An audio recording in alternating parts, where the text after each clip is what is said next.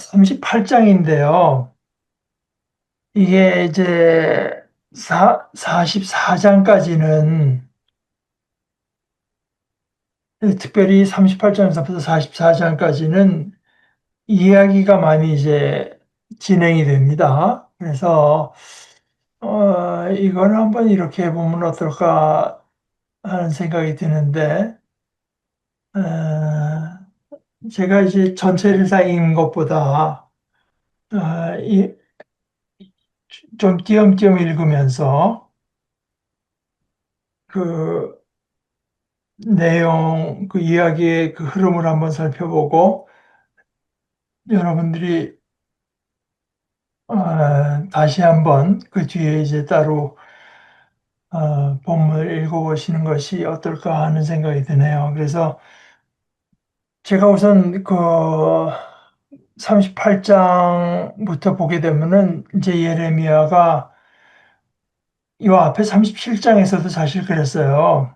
요나단, 우리말로 서기관이라고도 옮기는 서기, 아, 집에 이제 그 둥근 지붕을 씌운 웅덩이에 오랫동안 그 갇혀 지내다가 시드기야가 이제 불러가지고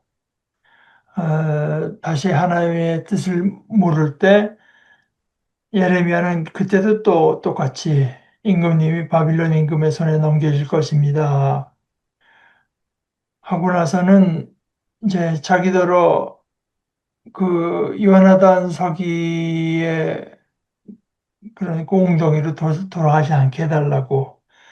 그래서 임금이 허락해서 경비대들에 지내면서 매일매일 이제 그 빵 굽는 사람이 구운 빵을 도시에 빵이 떨어질 때까지 먹었다. 그런 얘기가 있고, 여기 이제 다시 또 예레미야가 그 고난을 겪는 일들이 이제 계속 됐는데, 예레미야가 갇혀 있는 사이에 결국은 그동안 어, 예고했던 대로 예루살렘이 드디어 이제 망합니다. 이제 그런 장면이 나와요. 망하고 사실은 이제 시드기야가 자기 군대를 하고 같이 도망가요. 망하게 되니까 밤에 도망가는데 결국은 이제 붙잡히죠. 붙잡혀갖고 느부갓네살 왕 앞으로 끌려가서 그 아들들이 다 이제 도륙당하고 아들들이 도륙당한 거는 눈으로 보게 한 뒤에 시드기야 두 왕이 이제 그 장님으로 만들고 뭐 그런 일들이 일어나고 그 다음에 그 남아있던 사람들 유다 땅 예루살렘에 남아있던 사람들은 어떻게 했는가? 네부갓네살이가 거기다가 이제 그달리아라고 하는 총독 같은 사람을 이제 둬가지고 그들을 다스리게 하는데 옛날 그 다윗 왕조에 속했던 다른 그 이스마엘이라고 하는 왕족 하나가 있는데 그걸 암몬 임금이 이제 계를 내세워 가지고 어 느부갓네살이 총독으로 세운 그달리아를 암살합니다. 근데 그 죽이는데 거기에 대해서 경고를 듣는데 그만 이제 그달리아는 그럴 리 없다라고 그걸 듣지 않죠. 그래 죽이고 나서 이스마엘이 또 거기 순리해온 사람들도 죽이고 뭐 그러다가 그달리아 총독에게 당신을 암살하려고 한 사람이 있다 하는 걸 말해줬던 그 장군들이 이 이스마엘이 그런 그 사람들을 죽이고 했다는 소식을 나중에 전해 듣고 그와 싸우려고 나갑니다. 그래서 이스마엘이 아, 도망가요, 거기서. 이제 결국은 뭐 소수의 사람을 데리고 이렇게 암몬으로 도망가고, 그런데 네부칸네살가 공식적으로 바빌론 그 점령군이 공식적으로 세운 총독을 죽여버렸잖아요. 뭐 물론 이스마엘이 죽였다고는 해도 그 유다 사람들이 굉장히 이제 두려워하죠. 그래서 어디로 가야 되나? 예루살렘으로 돌아가야 되나? 다른 데로 도망가야 되나? 그 중에 이제 유력한 그 선택지로 떠오른 데가 이집트입니다. 그래서 그때 또 예레미야에게 부탁을 해요. 하나님 뜻이 뭐냐? 그래서 예레미야가 한 열흘 정도 뭐 기도했겠죠. 기도하다가 하나님의 말씀이 와서 바빌론에게 이제 무릎 꿇고 그 통치를 받아들이면서 한다. 그러니까 처음에 예레미야에게 부탁할 때는 저희한테 말만 해주시면 저희가 그걸 따르겠습니다. 그랬는데 그렇게 말을 하고 나니까 당신이 거짓말장이다. 그러면서 이제 예레미야를까지 끌고 이집트로 도망가고 뭐 그런 얘기들이 쭉 나옵니다. 근데 하여간 그 대체적인 내용을 좀 그렇게 그 감안하면서 이제 38장부터 진행되는 얘기를 한번 보시면 좋겠어요. 1절에서 3절까지는 그 예레미야가 온 백성에게 한 말들입니다. 2절 야훼께서 이렇게 말씀하셨습니다. 이 도시에 머무는 사람은 칼과 굶주림과 돌림병으로 죽을 것이다. 그렇지만 갈대아 사람들에게로 나가는 사람은 살아남을 것이다. 그에게는 자기 목숨이 전쟁에서 빼앗은 물건처럼 될 것이다. 그는 살아남을 것이다. 아, 그러면서 이 도시는 뭐 더 이상 아무리 희망도 없이 반드시 바빌론 임금의 손에 들어갈 것이고 그들이 도시를 차지할 것이다. 그랬더니 4절에 그 고위 관리들이 이 예레미야라는 인물을 이거 없애버려야 됩니다. 첫째는 군인들의 사기가 떨어지고 또 온 백성들의 그 맥이 풀리고 이 인간은 이 백성이 잘 되길 구하는 게 아니라 잘 못 되기를 구하고 있기 때문이다. 그랬더니 또 임금이 5절에 보면은 무력하게 말합니다. 그 당신들 마음대로 할 수 있는 내가 뭐 당신들을 이길 처지에 있는 것도 아니니 그러니까 고위 관리들이 예레미야를 이제 왕의 그 경비대 뜰에서부터 데려와 가지고 6절에 보면 밧줄로 매달아 말기야 왕자의 웅덩이에 던져 넣었다. 웅덩이에 던져 넣었는데 그건 뭐 왕자의 경비대 뜰에 있는 웅덩이인데 그 웅덩이라고는 하지만 진흙으로 가득 찬 웅덩이고 물이 없는데 예레미야가 진흙 속에서 이제 빠져서 지내게 됩니다. 그때 7절 에티오피아 출신 왕궁 관리 에벳 멜렉이 소식을 들었어요. 왕궁에 있었는데 왕궁 관리니까 그 소식을 듣고 왕궁 그 시드기야 임금에게 가서 이렇게 말합니다.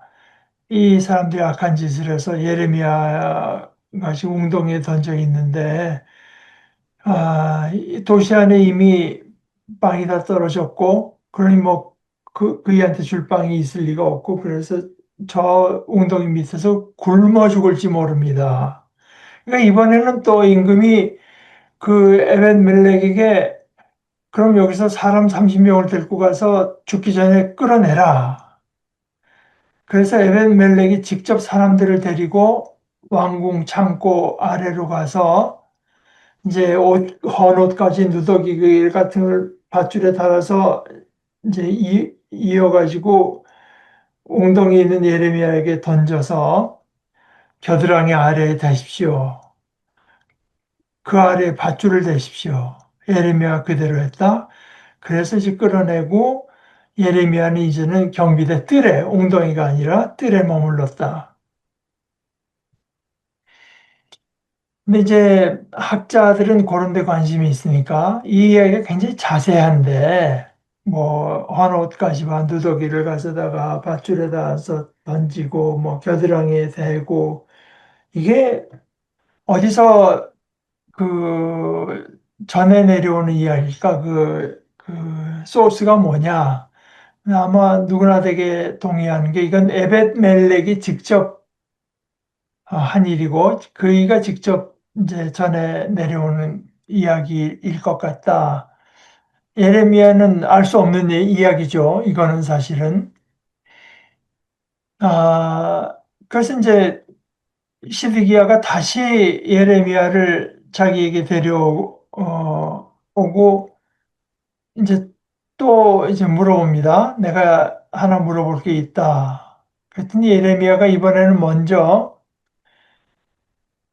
아, 아마 내가 조언을 드려도 내 말 듣지 않고 어쩌면 저를 죽이시지 않겠습니까? 그랬더니 시드기야가 내가 예언자를 당신을 죽이거나 당신의 목숨을 노리는 이 사람들의 손에다가 당신을 넘기는 일은 절대로 없을 겁니다. 그랬더니 예레미야가 이제 17절에서 전합니다. 야훼 전능하신 하나님의 말씀이라고 하면서 내가 지금이라도 바빌론 임금의 고위 관리들이 와 있는데 거기다가 정말 항복하고 나아가면 너의 목숨도 건지고 이 예루살렘이란 도시도 불타지 않을 것이고 너뿐만 아니라 너희 집안도 다 살아남을 것이다. 그러나 그렇게 안 한다면 도시를 불러 태우고 너는 빠져나가지 못할 거라. 그랬더니 시드기야가 예레미야에게 자신의 솔직한 그 두려움을 얘기합니다. 내가 걱정하는 거는 나는 이미 갈대아 사람들, 바빌론 사람들에게 넘어간 유대인들이 있는데 그이들이 나를 갈대아 사람들의 손에 넘겨주어서 내가 아주 몹쓸 일을 당하지 않을까 저는 그게 걱정이 됩니다. 이 예레미야가 이런 하나님의 그 뜻에 순종하고 따르면은 넘겨주지는 않을 것입니다. 이 지금 하나님께서 마지막 말하자면 당신에게 피할 길을 주시는 건데 이 목소리를 들으면 임금님에게도 좋은 일이 있을 것이고 목숨을 건질 것이고 그런데 그렇게 안 한다면 아, 이렇게 말해요. 21절에 임금님이 굽히고 나아가기를 마다하신다면 이런 일이 있을 것입니다. 야훼께서 나에게 보여주신 일입니다. 이런 유다 왕궁에 남아있는 여자들이 모두 끌려나가고 있습니다. 바빌론 임금의 고위 관리들에게로요. 그때 여자들이 말하고 있습니다. 그때 여자들이 이제 원망하는 거예요. 임금님과 친한 사람들, 그 고위 관리들이 임금님을 부추기어서 결국 임금님을 이겼군요. 그리고는 임금님의 발이 진흙탕에 빠지자 그들은 또 등을 돌리고 뒤로 물러나 버렸군요. 저 언제나 이 제일 험한 고통을 받는 사람들이 그 힘없는 사람들이죠. 임금님의 모든 여자들과 임금님의 자녀들이 갈대아 사람들에게로 끌려갈 것이고, 임금님은 빠져나가지 못하고 도시는 불타버릴 겁니다. 아, 이게 이제 이 쓰여진 글을 보게 되면은 저는 예레미야가 어떤 뭘 보고 있는 거 아닌가 이런 생각이 들어요. 아, 이건 뭐 문장을 그저 좀 있는 대로 자연스럽게 보면 이제 그렇다는 뜻인데 제가 그렇게 보는 이유 중에 하나는, 저도 이제 그런 일을 가까이에서, 그러니까 제가 뭐 이런 그 환상을 봤다는 게 아니라,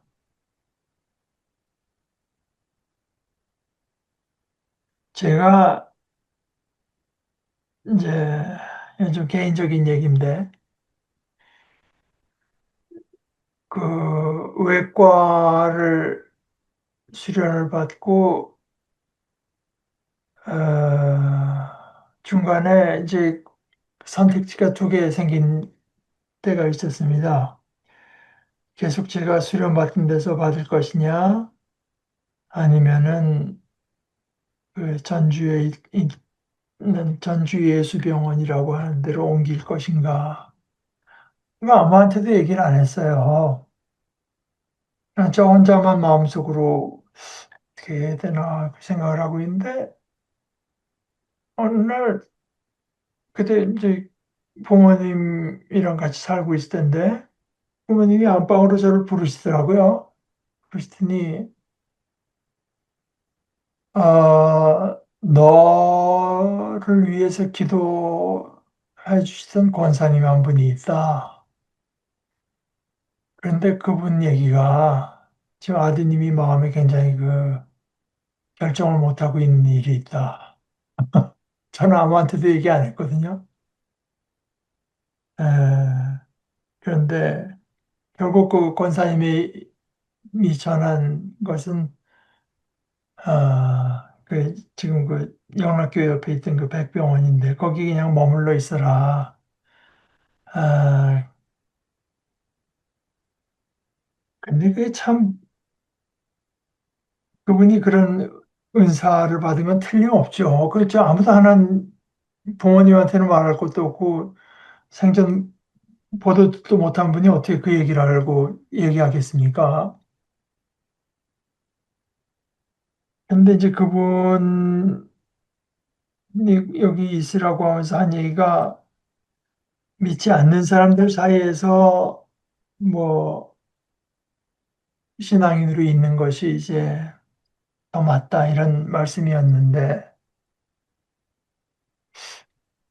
근데 제 판단은 하나님께서 뭔가 보여주셨다고 하는 건 의심할 수가 없죠.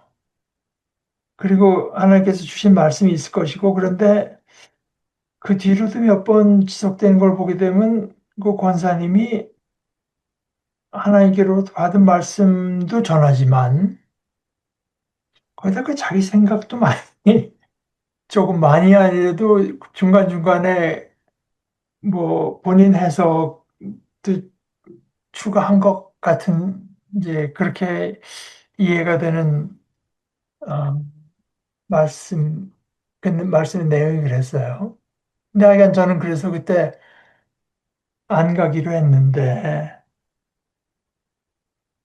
그 뒤로도 뭐 제 그 이건 뭐 모르겠어요. 그 어느 때 와서 아드님이 지금 어떤 갈등을 겪고 있는 분이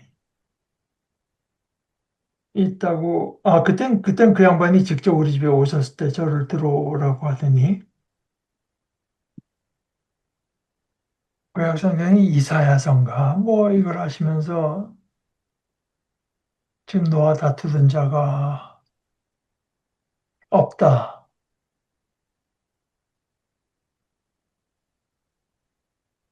근데 그 받기 직전인지 그 직후인지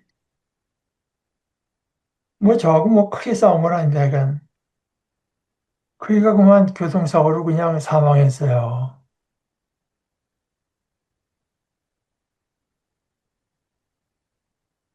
또 저보다는 저희 동생이 그런 예언을 더 많이 이제 했는데 들었는데 걔 그 원장실 치과를 하고 있을 텐데 거기 뭐 어떤 사무직 뭐 젊은 사람 둘인가 와가지고 뭘 서류를 들고 나가고 뭐 저거 그러니까 이 양반은 보이는 거라 보이는 거예요. 그러니까 저는 이제 그런 경험이 있기 때문에, 이것도 아마 예레미야가, 예레미야에게 하나님께서 보여주시는 그런 내용일 걸로 이제 저는 생각합니다. 뭐 학자들은 그런 얘기 안 하죠. 어, 네, 그래서 이제 그 바빌론 통치를 받아들이고 그쪽으로 나가십시오 했는데 24절에 보면 그 얘기를 들은 시드기야가 또 이렇게 말해요. 당신하고 내가 이런 얘기를 한 거를 아무한테도 말하지 마십시오. 그러면서 그래야 예레미야 당신이 죽지 않을 겁니다. 아마 이 고위 관리들이 지금 내가 예레미야를 만난 데가 굉장히 궁금해할 거고 나중에 임금이 뭐라고 말했는지 우리한테 숨기지 말고 말하라. 그래야 우리가 너를 죽이지 않겠다. 뭐라고 했느냐? 그때는 이렇게 말하라. 저는 그저 임금님한테 날 그 요나단의 그 옥으로 돌려보내서 내가 거기서 죽는 일이 없도록 해달라고 탄원했을 뿐입니다. 이렇게 말하십시오. 그러니까 역시 27절에 보면 모든 고위 관리들이 와서 물을 때 그대로 말을 이제 하니까, 아, 그냥 그렇게 넘어가고 예레미야는 계속 경비대 뜰에 머물렀는데 28절, 38장 28절에 예레미야는 경비대 뜰에 머물렀다. 그러던 어느 날 마침내 예루살렘이 함락되었다. 드디어 이제 하나님께서 말씀하시고 또 말씀하시고 또 말씀하셨던 것이 마침내 이루어집니다. 그리고 예레미야, 그 예루살렘이 함락될 때 다음과 같은 일이 일어났다라고 하면서 39장으로 넘어가요. 시드기야가 임금이던 아홉째 해의 열째 달인데 네부갓네살가 와서 이제 예루살렘을 에워싸고 열한째 해 넷째 달 아홉째 날에 그 도시를 빼앗겼다. 그러니까 이제 보게 되면은 한 1년 11개월, 1년 11개월 버틴 거죠. 그런데 이제 도시가 완전히 이제, 그 점령당하고, 임금의 그 네부칸네살의 모든 관리가 와서 이제 성문에 자리를 잡는데 4절에 보면 시드기야하고 그 군사들이 그것을 보고 달아났어요. 밤에 달아날 때 5절 갈대아 군대가 그들을 뒤쫓아왔고 시드기야를 여리고 들판에서 따라잡아서 그를 붙잡아서 네부칸네살에게 데리고 올라갔는데 그 지명은 하마 땅의 리블라로 갔습니다. 그러니까 이제 네부칸네살과 시드기야에게 판결을 내리는데 그 판결의 내용이 참 험악합니다. 6절부터 보면은 바빌론 임금이 리블라에서 시드기야의 아들들을 그의 눈앞에서 도살했다. 참 자식이 죽는 모습을 이제 보고 그다음에 유다의 모든 귀족도 바빌론 임금이 도살했다. 그건 이제 예레미야를 없애야 됩니다 하던 귀족들이겠죠. 그리고 나서 시드기야의 두 눈을 멀게 하고 그를 놋사슬로 묶어서 바빌론으로 데려갔다. 전번에도 말씀드렸지만 이런 식으로 시력을 잃게 될 때 평생 자기에게 남아있는 잔상은 마지막 본 장면이라고 하는 건데 그 아들들과 그 귀족들이 이제 도살당하는 장면이 그에게는 영원히 이제 가장 강력한 이미지로 남는 것입니다. 그러고는 왕궁과 민가를 불러 태우고 예루살렘 성벽들을 그 갈대아 사람들이 다 헐어버리고 그런데 그 다음에 9절부터는 약간의 반전이라고 할까? 도시 안에 남은 백성이 있고 네부칸네살에게 넘어간 사람들과 나머지 남은 백성이 있는데 이들을 이제 왕의 호위 대장이던 느부사라단이라고 한 사람이 바빌론으로 잡아가는데 10절에 보면 그 백성 예루살렘에 있던 백성 가운데 아무것도 가진 것이 없는 가난한 백성 가운데 일부를 호위 대장이 유다 땅에 남겨둬요. 그리고 그들에게는 포도밭과 농사지을 땅을 줍니다. 그러니까 그게 뭐 그들에게는 그것이 일종의 좋은 소식이었을 가능성이 꽤 많죠. 그동안 자기 같은 민족에게 이런 식으로 이제 전대받고 가난하게 살다가 오히려 자기 나라가 이렇게 멸망할 때는 자기들에게 포도밭과 농사지을 땅이 주어지니까요. 그리고 11절에 보면 네부칸네자르가 예레미야는 어떻게 처리할까? 그 자기 호위 대장 손에 맡기면서 그를 데리고 가고 그를 보살피고 그에게는 어떤 해로운 일도 하지 말고 그가 대장에게 당신에게 말한 대로 해줘라. 그래서 이 호위 대장이 사람을 그 예레미야에게 이제 보내요. 그러니까 예레미야를 경비대 때려서 데려와서는 그달리아, 그달리아, 아히감의 사들이자 사반의 손자인 그달리아에게 넘겨줘서 그달리아로 자신의 집으로 예레미야를 데리고 가게 하는데 그때 이제 성경의 말씀이 14절 맨 끝에 그래서 예레미야가 백성 가운데 머물렀다. 이 이야기는 상당히 그냥 문맥에서 좀 동떨어지, 좀 뭔가 무게가 있게 느껴지지 않습니까? 그래서 예레미야가 백성 가운데 머물렀다. 아, 사실 이거는 역시 그 하나님의 입장에서 생각해 볼 때, 아, 그 백성들 가운데 하나님의 예언자를 이제 남겨두신 그 백성들에게 하나님의 복되신 뜻을 계속 드러내시는 이제 그 하나님의 선처라고 볼 수 있을 것 같습니다. 이 이야기는 요 말이 다음에도 한번 또 반복이 됩니다.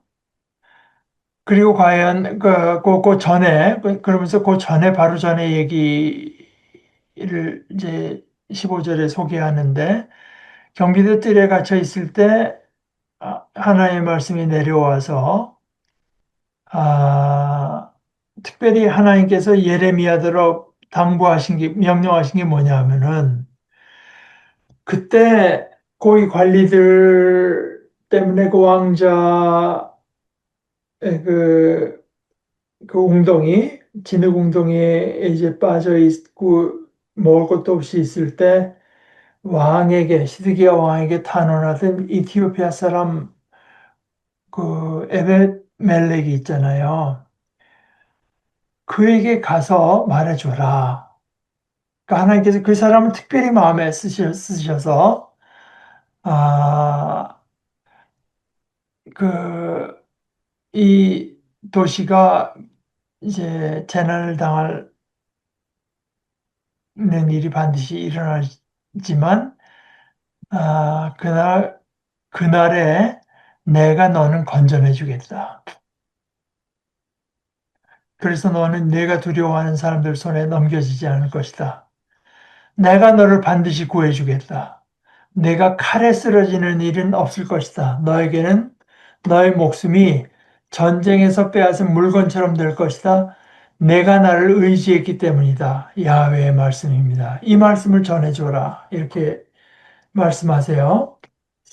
근데 이게 이제 어떤 의미에서 에벳멜렉이 하나님을 의지했다고 하는 것인지에 대한 설명은 없습니다. 에벳멜렉은 물론 그 예언자를 위해서 왕에게 탄원한 적이 있고, 그 과정에서 어떤 귀족들에게 내가 뭐 발각돼서 어떻게 될까, 뭐 혹시 왕도 귀족들처럼 관리들처럼 죽이려는 생각인데 괜히 내 오지랖 넓게 했다가 나까지 해코지 당하는 거 아닌가, 뭐 이런 생각들이 들지만 예레미야가 하나의 말씀을 전하는 자니 그를 어떻게 해서든지 살려야 되겠다는 생각으로 갔다. 면은 내가 나를 의지했기 때문이다 하는 말이 논리적으로는 이제 이해가 되는데 뭐 그런 설명이 없습니다. 그게 아니라고 할 것도 없지만 꼭 그렇다고 말할 무슨 근거도 본문엔 없어요. 다만 우리가 여기서 보는 것은 저는 한 두 가지. 앞에 그 레갑의 자손 뭐 이렇게 나오면서 집안 내내로 내려오는 이런 거 먹지 말라고 하는 말씀을 그대로 지킨 그 레갑 가문의 이야기도 그렇고 이 에벳멜렉 에티오피아에서 굳이 에티오피아 사람이라는 얘기를 하면서 이런 사실 별 무게감이 없는 사람, 존재감이 없는 사람의 어떤 그 드러나지 않는 순종 행위, 옳은 행위, 착한 행위, 앞에 레갑 가문들은 충실함이었죠. 그 말씀을 곧대로 붙들고, 근데 여기서는 어, 하나님의 예언자였기 때문인지 아니면은 자기 눈으로 보기에는 의인 하나가 지금 고통을 당해서인지 모르지만 그 왕에게 나가서 그 말을 전한 데서 어찌됐건 하나님을 의지한 것. 그래서 하나님께서 하나님을 의지하는 것을 얼마나 귀하게 여기시는가. 이건 뭐 틀림없이 여기 드러나는 것 같아요.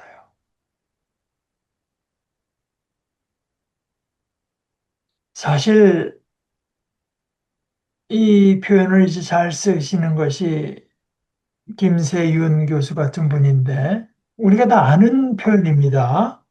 우리 신앙의 이제 모습을 의지하고 순종한다. 의지하고 순종하는 길은 예수 안에 복되고 참된 길이다. 찬송도 있지만 의지하고 순종한다. 영어로 이제 rely upon 한다고 하는데요. 아, 그것이 사실 어떻게 보면 우리 믿음의 다른 이름이라고 신앙, 곧 의지하는 거라고 할 수 있죠. 에,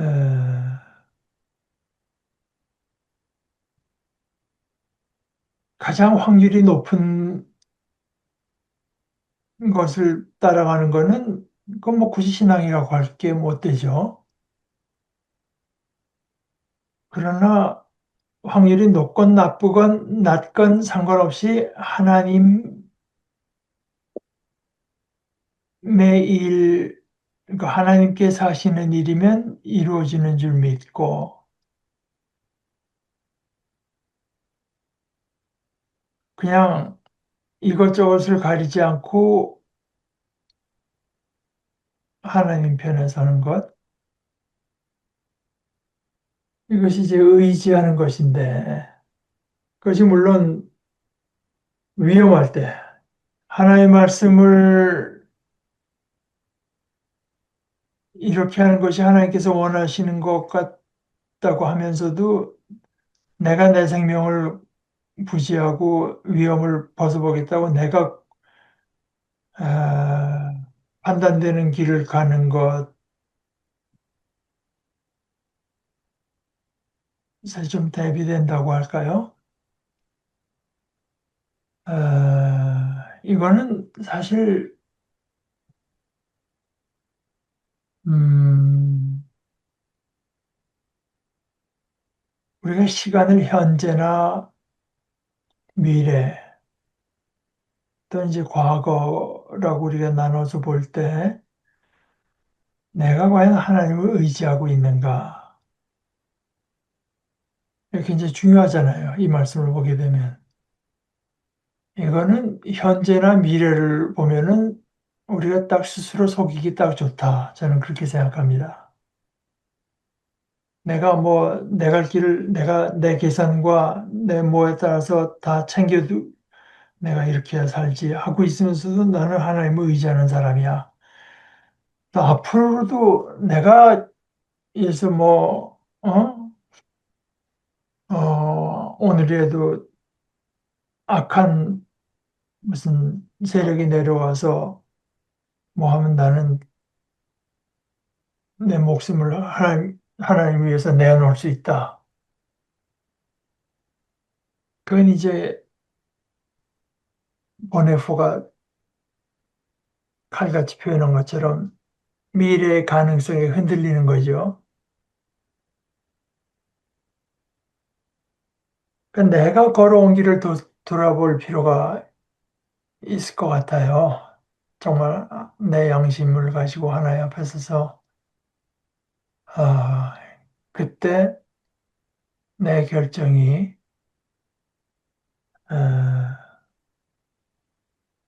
이모저모로 계산해 봐도 말이 안 되는데 정말 하나님만을 의지해서 내린 결정이었나. 아니, 내가 그런 결정을 내리고 그 결정에 따라서 살아본 적이 있나, 없나. 아, 근데 참 여기 굳이 그 한 사람을 두고 하는 걸 보면서 하나님 앞에는 사실은 뭐 특별히 중요한 사람, 특별히 큰 사람이 따로 없고, 예수님이 그랬잖아요. 누가 내 어머니며 내 형제들이냐? 하늘에 계신 내 아버지의 뜻을 행하는 자들이 내 형제들이고 내 어머니고 내 자매라 하는 것처럼 어, 하나님 앞에는 그 하나님을 의지하고 하나님 말씀에 순종하고 하나님을만을 복되다고 여기고 하나님만을 예배하느냐 아니냐만이 중요한 것이지. 그것이 뭐 그 사람이 얼마나 영향력 있는 사람인가. 그건 참 하나님 앞에 참 웃기는 얘기 같아요. 아, 그러고 나서 이제 40장 보면은 그때까지 예레미야가 이제 쇠사슬에 묶여 있었는데 아, 아니 사슬이죠. 아, 그때까지만 해도 그 호위대적이던 느부사라단에게 점령군이죠. 이 사람들이 묶여가서 하고 있다가 어, 이제 예루살렘과 유다에서 바빌론을 끌려가던 무리 가운데 예레미야가 있었는데 굳이 호위대장이 예레미야를 풀어주고 빼내서 그 2절부터 보게 되면은 이 호위대장은 바빌론 사람인데 참 놀라운 얘기를 합니다. 이렇게 예레미야에게 말해요. 야훼 그대의 하나님이 이런 재난이 이곳에 닥칠 것이라 말씀하셨소. 야훼께서는 말씀하신 대로 재난이 닥치게 하셨소. 말씀이 이루어지게 하셨소. 당신들이 야훼께 죄를 짓고 야훼의 목소리를 듣지 않았기 때문이요. 그래서 당신들에게 이런 일이 닥친 것이. 이것은 정말 뭐 도저히 그 바빌론 점령군의 생각에서 나온 말이라고는 도저히 생각할 수 없는 내용 아닙니까? 아, 뭐 정확히 무슨 일이 일어난지 모르겠어요. 호위 대장이 그 이스라엘의 신앙을 받아들인다는 얘기도 없고, 그러나 어찌됐건 하여간 그 입에서 하나님의 뜻을 바로 헤아린 이야기가 나옵니다. 그리고 이제 4절에 보면 이제 보시오. 내가 오늘 그대를 자유롭게 해서 그대의 손을 묶어둔 살을 풀어주었으니 이제 바빌론으로 같이 가자. 그런데 당신이 원하면 그러면 내가 너를 특별히 보고 보살필 것인데 그런데 그게 별로 옳지 않은 것 같으면 그 그만 떠나도 좋소. 보시오. 온 땅이 그대 앞에 있어. 좋은 곳으로 그대 보기에 가기 알맞은 곳으로 가시오. 그때 이제 그 예레미야가 그쪽으로 가는 것을 선택하지 않고 호위대장이 그래서 말하기를 그달리아에게 가시오. 그가 이제 임금이 네부칸네살 임금이 유다의 도시들을 맡아 돌보도록 그 총독으로 세운 사람이 가버너. 그러면서 거기도 그런 말을 해요. 5절입니다. 그는 아히감의 아들이자 사반의 손자인데 바빌론 임금이 유다의 도시들을 맡아 돌보도록 임명한 사람이요. 그와 함께 백성 가운데 머무시오.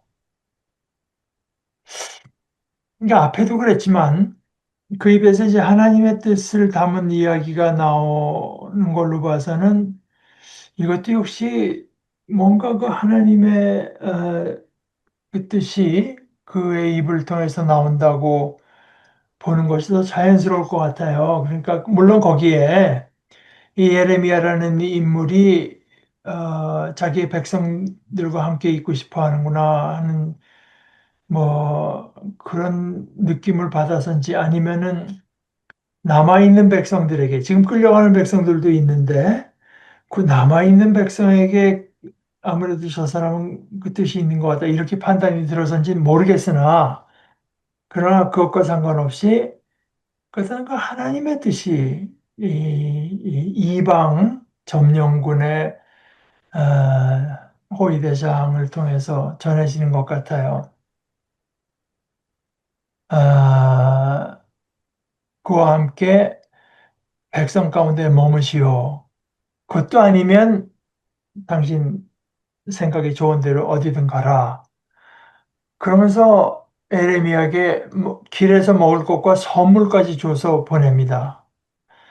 그러나 예레미야는 그때 어떤 자유로운 선택을 이제 부여받았는데 스스로 그 미스바에 있는 그달리아에게로 갑니다. 그래서 6절 뒷부분 그러고는 그 땅에 남아있던 백성 가운데에서 그달리아와 함께 머물렀다. 물론 이게 지금 예레미야야 당연히 바빌론으로 가면은 훨씬 더 좋은 어, 그 대접을 받을 형편이고 또 끌려가는 백성 가운데에도 또 하나의 말씀을 전할 필요가 있지 않았겠습니까? 그들에게 내린 하나의 말씀도 있을 것이고 그런데 이제 여러모로 보아서 어, 여태까지 진행되던 것, 뭐 말 이런 걸로 봐서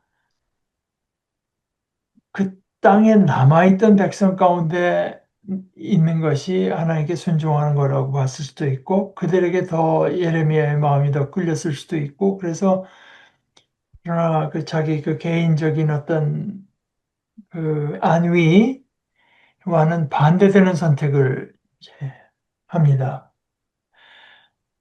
이제 그 소식을 들판에 있던 그 유대 군대들이 이제 들어요. 그러니까 그달리아라고 하는 사람이 네부칸네살에게 총독으로 임명됐다. 7절에 보면은 그에게 남자들과 여자들과 아이들을 맡겨 돌보게 했다는 것이다.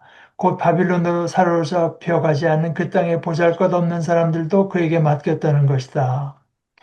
그래서 사방에서 그달리아에게로 옵니다.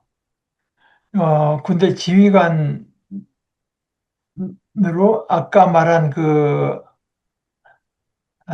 암몬의 임금이 이제 이 그달리아를 죽이기 위해서 보낸 이스마엘도 오고요. 또 다른 지휘관인 요나단도 오고요. 뭐 이제 자신의 부하들과 함께 왔어요. 그때 그 그달리아가 그 모든 사람들에게 갈대아 사람들을 섬기기를 두려워하지 말고 이 땅에 살면서 바빌론 임금을 섬기라.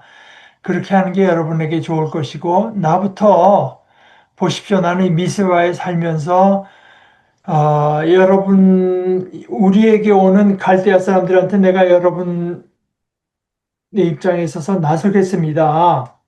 그러면서 여러분은 이제 포도주와 여름 과일과 기름을 거두어 들여 여러분의 그릇에 담아두세요. 여러분이 차지하고 있는 도시에서 살도록 하세요.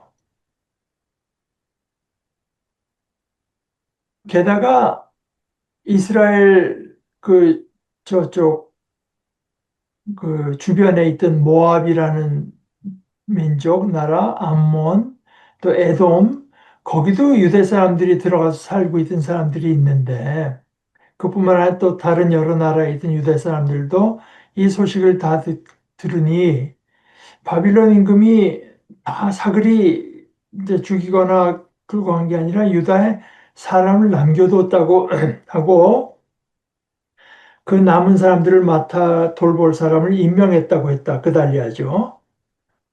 그래서 그 사람들이 다 오히려 지금 옛날보다 살기가 괜찮대더라. 그래갖고 모든 사람들이 자기 내쫓겨가 있던 곳에서 돌아와요. 유다 땅으로 와서 그달랴를 만나러 미스바로 왔다. 그러면서 12절 마지막 표현이 아주 참 기가 막히죠. 그들은 포도주와 여름 과일을 매우 많이 거두어 들였다. 참 이런 것이 어떤 하나님께서 역사를 다스리시는 어떤 방법이라고 하는 게 참 역사의 이면이 있고, 어떤 이들에게는 오히려 이제, 누가 보기에도 나라가 망했다. 그런데 오히려 민초들, 핍박받고 쫓겨나서 살 수밖에, 그 땅에 살 수가 없어서 쫓겨나 있던 이들에게는 오히려 그 땅으로 돌아와서 포도나무와 여름과일을 매우 많이 거두어 들이는 이런 좋은 일들이 일어나기도 한다. 이건 우리가 좀 깊이 생각해 볼 필요가 있을 것 같습니다. 아, 이제 그달리아에게 온 지휘관 중에 요하난이 다른 지휘관들을 다 대동해가지고 그달리아로 만나러 가서 그 정보를 전해줍니다. 암몬의 임금 바알리스라고 하는 임금이 이스마엘을 보낸 겁니다. 당신을 암살하려고요. 그런데 그달리아가 그 말을 믿지 않아요.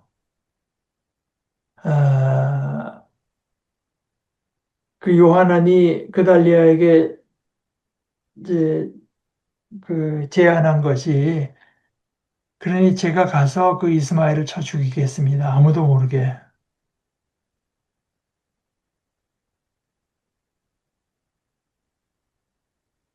근데 이제 이 사람들이 말한 걸 곧이곧대로 듣는다면 그달리아를 위한 것도 있지만 이스마엘이 만약에 그달리아를 죽이면 15절 끝에 이렇게 되죠. 그렇게 되면 당신에게로 모여든 모든 유다 사람이 흩어져 유다에 남은 사람들이 망하게 될 것입니다. 나름대로 어떤 정착하고 평안을 누리게 됐던 사람들이 삶이 망하게 될 거라. 그런데 그만 그달리아가 그 말을 믿지 않아요. 그런 일을 하지 마세요. 그대가 이스마엘을 두고 하는 말은 사실이 아니니까요. 오늘은 뭐 거기까지 보십시다. 다음 주에 이제 41장으로 이어지면서 근데 그 이야기가 상당히 그 긴박하고 어, 에, 그 스토리 사건 중심으로 스토리가 이어져 나가니 우리가 오늘 지금 나눈 내용을 생각해서 읽으면 뭐 불과 뭐 몇 분 안에 다 읽을 내용이니까 한번 그 38, 39, 40 이어서 뭐 한 44장까지도 한번 다시 읽어보시면 좋겠습니다. 그리고 음, 다음 주에 할 수 있으면은 44장까지 보되 뭐 꼭 그렇게 뭐 가다 중간에 이제 우리가 서서 좀 묵상해 볼 내용이 있으면 어, 그건 또 그렇게 하겠습니다. 자, 오늘 그 정도 하시고 우리 같이 기도하실까요? 하나님 아버지, 아버지께서 저희들 가운데 베푸시는 이 일은 저희들의 보잘것없는 이해력이나 상상력 또 누더기 같은 아, 저희 자신의 의로움 이것으로는 짐작조차 할 수 없는 거룩하고 크신 일들입니다. 아, 저희들은 깨어서 주님의 뜻이 무엇인지를 분별하는 지혜로운 자녀들이 되기를 원합니다. 불쌍히 여겨주셔서 저희를 옳은 길로 인도해 주시옵소서. 저희들은 다 양 같아서 이제 저희 눈에 옳게 보이는 길이 필경은 척박하고 위험하고 또한 죽음의 길일 수밖에 없으나 목자 되신 아버지께서 저희를 인도하여 주시기를 원하고 저희들은 저희 최선을 다해서 분별을 위해 노력하되 우리의 길을 아시는 것은 아버지밖에 없는 줄을 알고 아버지를 의지하고 아버지께 순종하고 아버지께서 저희들에게 보여주시는 그것만이 복된 것으로 기뻐하는 믿음의 길을 걸어가도록 저희를 붙들어 주시옵소서. 예수님의 이름으로 기도합니다. 아멘.